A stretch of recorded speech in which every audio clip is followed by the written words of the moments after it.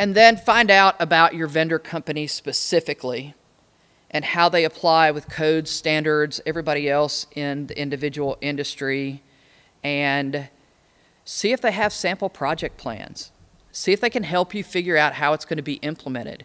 And then, again, do the networking thing and talk to peers and talk to you know, different providers and see if they have complementary services that they can provide. If there's, you know, say you're doing a Salesforce implementation, do you have any spreadsheets or tools that we can circulate to our departments that are going to use Salesforce that will help us identify how long it's going to take to do this setup?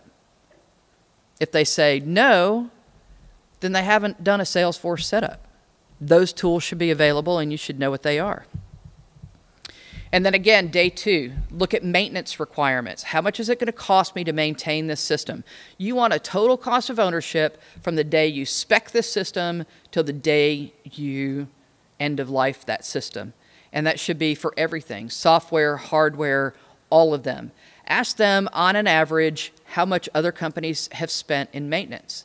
If you have to do a patch on a piece of software every month or every Tuesday, thank you, Microsoft, that's a completely different cost than if you do a patch once every 6 months, right? You don't have the risk every Tuesday. You have a risk every 6 months. So those are definitely going to be there. Ask them about disaster recovery plans. Every data center has a DR plan that is a living, breathing document.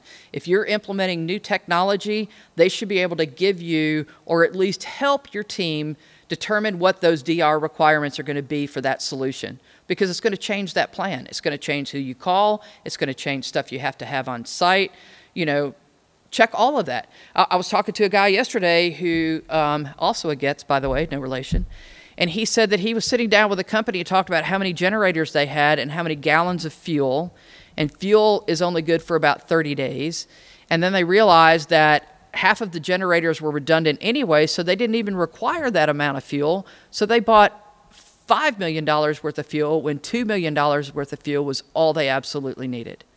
Those are the kind of people you want on your side that are going to help you understand the mire of stuff. And then ask about location-specific stuff. You know, can you survive a hurricane? Do we need to do anything special to make this earthquake-proof? Do we need to put it on ISO mats? What do we need to do? And then when you're doing your interviews, I had this one end user, this is his deal. It's normally supposed to be 5 whys, but he does 6. If you can get through 6 whys with him, then he'll talk about using your product a second time. Because there's always a different solution and there's always something that could be better. So he tells all of his people, why do we use this? Well, because we always have. Nope, that's a crap answer. You don't get to use that one. Give me another one. Why do we use this? Well, because they've provided great support. Okay, well, that's a tangible something. When's the last time they provided great support? Well, we haven't really needed them to in about 8 years. Well, no, then you can't use that one on the table. When's the last time they've provided us great support, training, or something that's helped us be better in our environment? Well, we haven't really seen the guy in 5 years. So why are we using this guy? And he'll go on. And when you first sit down in a meeting with him, he makes you give him 5 whys of why he should consider your solution. But it's an important exercise to do because it's easy to get complacent, but then you lose a lot of value when you do that. And look at guarantees. These are, you know, very, very tricky ones. And make sure that, you know, the RFP document can be vastly different than what's really in the warranty, and then understand when and who uses the warranty and how they can help save you money. But the biggest thing is making sure that they can help you identify savings. Always make that challenge. And use crowdsourcing. Peers, other companies that have done it. I will tell you this, I was sitting down with the CIO for one particular airline, and he said that they tried really, really hard to get this stuff at their airline in the disaster recovery.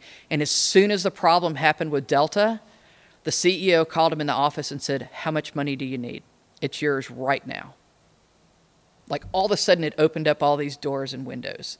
So checking with your peers and figuring out, so what he did is he called Delta, said, okay, what happened with you? How come this cost you all this money? What did you do? And how did you fix it? And that's the solution he went for in his particular environment to try to make sure that didn't happen. But your peers will always tell you, even if you compete, nobody wants to see anybody fail. And so crowdsourcing is a good thing.